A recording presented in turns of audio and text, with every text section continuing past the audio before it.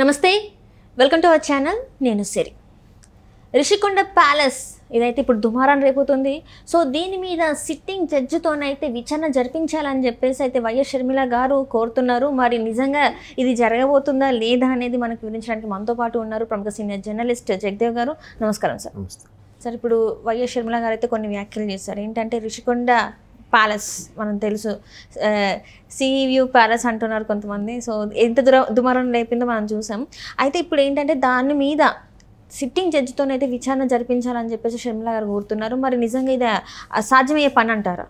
షర్మిల గారు ఎప్పుడైతే PCC chief ఏపీకి అయ్యారో ఆవిడ డే 1 నుంచి కూడా ప్రభుత్వం నడిపించే కార్యకలాపాల మీద వ్యతిరేకంగా పోరాటం స్టార్ట్ చేశారు. దాన్ని చాలామంది కావాలని జగన్మోహన్ రెడ్డిని టార్గెట్ చేశారు. జగన్మోహన్ రెడ్డి సొంత అన్ననైనా విమర్శిస్తున్నారు, వీళ్ళు చంద్రబాబు నాయుడు గారు చెప్పిన స్క్రిప్టే చదువుతున్నారు అన్నట్టు విమర్శించారు. కానీ అది కాదు, ఓవరాల్గా అక్కడ ఏ ప్రభుత్వం ఉన్నా ప్రభుత్వాన్ని విమర్శించాలిగా. మన గవర్నమెంట్ రావాలంటే ఏదో ఒకటి చేయి అనాలి కదా, ప్రభుత్వాన్ని విమర్శించాలి ఖచ్చితంగా. ఫస్ట్ టార్గెట్ ప్రభుత్వం ఉన్న వాళ్ళ మీద ఉంటుంది ప్రతిపక్షాలకి, ఆ నెక్స్ట్ టార్గెట్ మిగతా వాళ్ళ మీద ఉంటుంది. సో ఇక్కడ ఏంటంటే ఆవిడ విమర్శించేసరికి ఆవిడ కూడా చాలా ట్రోలింగ్స్ ఎదుర్కొన్నారు పాపం, చాలా దారుణంగా భయంకరంగా ఎదుర్కొంది ఆవిడ కూడా. బట్ ఆవిడకంటే ఇండైరెక్ట్గా ఆవిడ మళ్ళీ రాజశేఖర రెడ్డి గారు పెట్టే కదా, ఆ కుటుంబానికే అంటున్నారన్నట్టు కూడా విచక్షణ కూడా కోల్పోయారు చాలామంది ఆ రాజకీయ ఆవేశంలో. సో ఇప్పుడు ఆవిడ ఓడిపోయి కూడా మరలా ప్రెస్ ముందుకు వచ్చి ఆవిడ చెప్పే ఆవేదన ఏంటంటే కాంగ్రెస్కి ఇంతకుముందు కన్నా బెటర్ ఓటింగ్ వచ్చింది, బతికే ఉంది అని చెప్పడానికి ఆనవాళ్ళు ఉన్నాయి.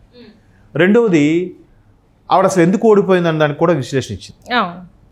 ఎవరు ఖచ్చితంగా నాలాంటి వాళ్ళకే, నా కుటుంబ సభ్యులకే బెదిరించగలిగింది, సామాన్య జనాలకి కార్యకర్తలకి ఎందుకు బెదిరించే ఉంటారు, అందుకే ఓటమి పాలయ్యాను. కానీ పర్వాలేదు, నేను మళ్ళీ ఇదవుతాను, ఖచ్చితంగా పోరాడుతూనే ఉంటాను, నేను రాజశేఖర రెడ్డి బిడ్డని కాబట్టి అని చెప్తూనే అసలు వైసీపీ అంత ఘోర పరాభవానికి కారణం కూడా ఆవిడే తెలియజెప్పింది. ఎందుకంటే ప్రధాన కారణం ఇప్పుడు వైసీపీ కర్ణుడి చావుకి కారణాలు ఉన్నట్టుగా వైసీపీ ఎంత ఘోర పరాభవానికి కూడా చాలామంది 10 కారణాలు 15 కారణాలు మేజర్ పాయింట్స్ చెప్పారు. అందులో షర్మిల గారు కూడా ఒక పాయింటే. ఎందుకంటే సొంత చెల్లెలైండి కూడా బయటికి వెళ్ళిపోయి పక్క రాష్ట్రంకి వెళ్ళిపోయి అక్కడ పార్టీ పెట్టి మళ్ళీ కాంగ్రెస్ అధిష్టానం ప్రెజర్తో ఎక్కడికి వచ్చి మళ్ళీ పీసీ చీఫ్ అయ్యి జగన్మోహన్ రెడ్డి గారి మీదే విమర్శలు చేసే పరిస్థితికి వచ్చేసిందంటే ఎంతే కదా, ఇంట గెలిచి రచ్చగెలవమన్నారు ఎవరినైనా. సో తల్లి కూడా ఆయనతో లేదు, తల్లి ఎటు అనలేక ఏమీ చెప్పలేక విదేశాలకు వెళ్ళిపోయారు ఆవిడ. సో ఇట్లాంటి రీజన్స్ ఉన్న వైసీపీ ఘోర పరాభవానికి మాట్లాడుతూ లేటెస్ట్గా ఉన్న అంశం ఏంటంటే మీరు అన్నట్టు Rishikonda palace. So Rishikonda palace నిజంగా అంటే ప్యాలెస్ అంతా ఒక ఎత్తు అయితే అందులో ఉండే ఫర్నిచర్ ఒక ఎత్తు. అది ఎట్లా అంటే ప్రభుత్వ దీన్ని ఎంత దుర్వినియోగం చేశారు, ఎంత విలాసవంతంగా వాడుకున్నారు, ఏ హై క్లాసు దాన్ని మెయింటైన్ చేశారు అనేది చాలా ఒక విధంగా బాధ అనిపిస్తుంది, ఒక విధంగా ఏంటి దారుణం అని కూడా అనిపిస్తుంటుంది.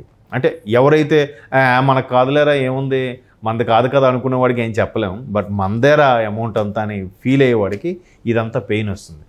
సో దాని మీద కూడా ఆవిడ విమర్శలు చేస్తూ దీని మీద ఖచ్చితంగా సిట్టింగ్ జడ్జితో చేయించాలి. ఆవిడ మళ్ళీ ఎంత తెలివిగా మాట్లాడారంటే జగన్మోహన్ రెడ్డి గారు 12 ఏళ్ల నుంచి బెయిల్ మీద ఉన్నారనే అంశం మీద ఎక్కడ మాట్లాడలే. అసలు అవే చాలు, ముందు క్లియర్ చేసేసరికే రిటైర్మెంట్ స్టేజ్కి వచ్చేస్తారు. సో అవి క్లియర్ అవ్వకుండా మళ్ళీ ఇప్పుడు సిట్టింగ్ జడ్జి మీద వేయాలి అని చెప్పకుండా కేవలం ఈ అంశం మీద కేవలం ఒక కమిటీ వేసి సిట్టింగ్ జడ్జితో ఎంక్వైరీ చేయించి ఒక కొలిక్కి వస్తే బాగుంటుంది. అంటే ఏంటి, అవన్నీ అవినీతి విషయాలని వెలికి తీయాలనే కోరుకుంటుంది. ఆమె కోరుకోవడంతో పాటు కాంగ్రెస్ కోరుకుంటుంది అన్నట్టు కూడా చెప్పింది ఆవిడ. మీరు అబ్జర్వ్ చేస్తే అంటే నా కోరిక కాదు, యావత్ కాంగ్రెస్ పార్టీ కోరిక కూడా ఆ అవకతవకలని వెలికి తీయాలనే అంశము. ఎందుకంటే గతంలో కూడా ఆయన అరెస్ట్కి ప్రధాన కారణం కాంగ్రెస్ పార్టీ అన్నట్టు కూడా మనం చాలా సందర్భాల్లో చూసాం వార్తల్లో గట్రా. సో ఇప్పుడు కూడా కాంగ్రెస్ పార్టీ ఇలా కోరుకుంటుందంటే నిజంగా ఒకవేళ ఆయనకి ఏదో సుడి బాగా ఉండి గవర్నమెంట్ ఫామ్ చేసిన మొన్నటిసారికి ఒకవేళ వచ్చుంటే కాంగ్రెస్ సెంట్రల్లో వచ్చి ఇక్కడ ఈయన వస్తే ఎట్లా పరిపాలనిస్తాడు? అలా కాదని కాంగ్రెస్ కాకుండా ఇప్పుడులాగే బీజేపీ వస్తే మళ్ళీ బీజేపీతో టీడీపీ జనసేన ఉన్నాయి కాబట్టి ఇతను రానివ్వరు కాబట్టి మళ్ళీ ఎలా పరిపాలిస్తాడు? ఎలాగ నెల వచ్చేసరికి అప్పులకి వెళ్తాడు? వెళ్ళలేడుగా. సో అట్లాంటి పరిస్థితులు. సో మొత్తం మీద ఆవిడేంటి సిట్టింగ్ జడ్జితో వేయించండి అన్నట్టు చెప్పడం, అసలు చెప్తూనే ఇండైరెక్ట్గా ప్రభుత్వానికి కూడా ఒక సూచన పడేసింది అనమాట చంద్రబాబు నాయుడు గారి ప్రభుత్వానికి. చంద్రబాబు నాయుడు గారి ప్రభుత్వం మీద కూడా ఆయన చేసే పనులు ఆయన్ని నమ్మి ప్రజలు ఆయన గెలిపించారు. సో ఆయన ముందు ఏదైతే వాగ్దానం చేశారో, ఏదైతే మేనిఫెస్టోలో పెట్టారో అవన్నీ కూడా ఫుల్ఫిల్ చేయాలని కోరుకుంటున్నాను. And more over steel plant లాంటివి ప్రైవేట్ పరం కాకుండా పోలవరం లాంటివి కంప్లీట్ అయ్యేలాగా ఉంటే బాగుంటుంది అని కోరుకుంటూనే, ఇప్పుడే గవర్నమెంట్ వచ్చింది కాబట్టి అప్పుడే ఇంకా ప్రజలు ఎవరు తలుచుకోలేదు.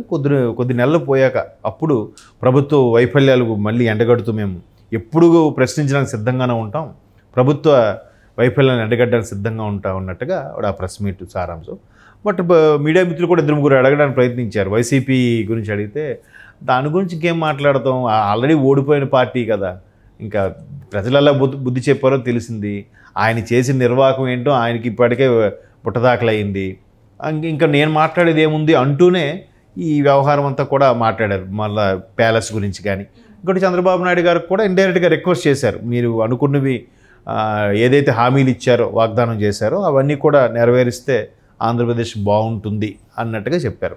రాజకీయ పరంగా అలాగే మాట్లాడాలి, అంతేగాని ఈయనొచ్చాడు ఈయనేం చేస్తాడు, మాకు ఇచ్చుంటూ బాగా చేసేవాళ్ళం ఇట్లా మాట్లాడుకోండి. అంటే ఆ మెచ్యూరిటీతో మాట్లాడాలి అంటారు. ఎగ్జాక్ట్లీ. అయితే ఇప్పుడు ఆంధ్రప్రదేశ్లో ఉన్న సిచ్యువేషన్స్లో చూసుకుంటే గత ప్రభుత్వం ఎన్నో రకాల అవినీతికి పాల్పడింది. భూ కబ్జాలే కావచ్చు. అండ్ భూ కబ్జాల కన్నా ముందు మాట్లాడింది ఏంటంటే, ఈ రిషికొండ ఏదైతే ఈ ప్యాలెస్ ఉందో దీనికి ఇంత ఖర్చుతో 500 కోట్ల పైన అంటున్నారు. దీని వెనకాల వీళ్ళే సజ్జల గారి, భారతి గారి పేరు వస్తుంది, అండ్ ఇంకొకటి సుప్రియ రెడ్డి పేరు కూడా వస్తుంది. సో వీళ్ళందరి మీద చర్యలు తీసుకునే అవకాశం ఉందా? ఎందుకంటే ఇంతమంది మాట్లాడుతున్నా కూడా ఇప్పటికీ కూడా దాని మీద ఇలాంటి, అంటే ఎవరున్నారు ఏంటనేది మాట్లాడట్లేదు, వాళ్ళ మీద యాక్షన్స్ తీసుకోవట్లేదు, అసలు ముందు జరగట్లేదు. మరి ఏంటంటారు? ఇప్పుడు అది ప్రభుత్వానికి చెందిన ప్రాపర్టీ కదా, ప్రభుత్వానికి చెందిన ప్రాపర్టీ కాబట్టి ఎవరు చేశారంటే ఏం చెప్తారు, ఎవరు అవినీతికి పాల్పడ్డారంటే ఏం చెప్తారు? అన్నిటికీ మూల కారణం జగన్మోహన్ రెడ్డి గారి పేరే చెప్తారు. ఎందుకంటే ముఖ్యమంత్రి గారు ఇక్కడ ప్లేస్ చూస్ చేశారు, ముఖ్యమంత్రి గారు ఇక్కడ కడితే బాగుంటుందని చెప్పారు, ముఖ్యమంత్రి గారు ఎక్కడే కట్టండి అని చెప్పి మాకు ఆర్డర్స్ పాస్ చేశారని చెప్తారు. ఎవరైతే అడ్మినిస్ట్రేటివ్ డిపార్ట్మెంట్ వాళ్ళు ఉన్నారో వాళ్ళందరూ నిర్వహించి వాళ్ళకి ఎవరికైతే టెండర్కి ఇచ్చారో, కాంట్రాక్ట్స్కి ఇచ్చారో, లేదంటే సొంతంగా వాళ్ళే కట్టించారో తెలీదు. సో వీటన్నిటి వ్యవహారం మీద మళ్ళీ కర్త కర్మక్రియ అన్నీ కూడా జగన్మోహన్ రెడ్డి గారే కదా.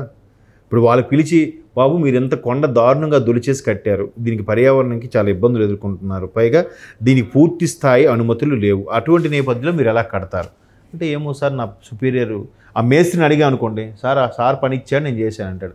ఆ సార్ని అడిగా అనుకోండి, మా బాసు మొత్తం మెటీరియల్ నుంచి ఇక్కడ కట్టమన్నారు కట్టాను అంటాడు. వాడిని అడిగా అనుకోండి, మా బాస్ చెప్పాడు కూడా కడుగుతాను. మీ బాస్కి వెళ్ళాను అనుకోండి, మినిస్టర్ గారు చెప్పారు కాబట్టి నేను చేశాను అంటాడు. మినిస్టర్ని అడిగా అనుకోండి, సీఎం చెప్పాను కాబట్టి నేను చేశాను. అదొక చైన్ సిస్టమ్. ప్రజలే ప్రభుత్వం కదమ్మా. మరి సో ఎవరికంటే ఏం చెప్తారు, అల్టిమేట్గా ఎవడైతే డెసిషన్ మేకర్ ఉన్నాడో, ఎవరైతే అధినేత ఉన్నాడో వాడికే వస్తుంది. సో ఆయన చెప్పాం కాబట్టి వీళ్ళందరూ ఈ పని చేశారన్నట్టుగా చెప్పుకొస్తున్నారు. అదే ఇప్పుడు ఆ నేషనల్ మీడియా రేంజ్లో కూడా దాన్ని ఉతికి ఆరేస్తున్నారు. ఏ స్థాయిలో దాన్ని ప్రభుత్వ సొమ్ముని, ప్రజల సొమ్ముని దుర్వినియోగం చేశారో అది క్లియర్గా కనబడుతుంది. మళ్ళీ దీన్ని ఇంకా ఏదో పథకాలు ఇచ్చి మనం ఓడిపోయామేంటి, ఎంత ఆప్యాయతలు ఏమయ్యాయి, ఎలా ఆలోచిస్తారు? ఇది ప్యాలెస్ అనేది, ఋషికొండ ప్యాలెస్ అనేది ఆయన ఓడిపోవడానికి గల కారణాల్లో ఇది ఒక కారణం మాత్రమే. ఎలాంటి బోల్డ్ ఉన్నాయి, మళ్ళీ అవన్నీ ఉంటుండగా ఎట్లా ఓడిపోయాయి ఇప్పటికీ అర్థం కావట్లేదని అంటే, బాబు అర్థమైనోడికి చెప్పచ్చు, అర్థం కానోడికి చెప్పచ్చు. అర్థం కానట్టు నటిస్తాడు చూసారా, అర్థమై కూడా వాడికి చెప్పగలమా? ఎప్పటికీ చెప్పలేదు. Right, thank you so much sir.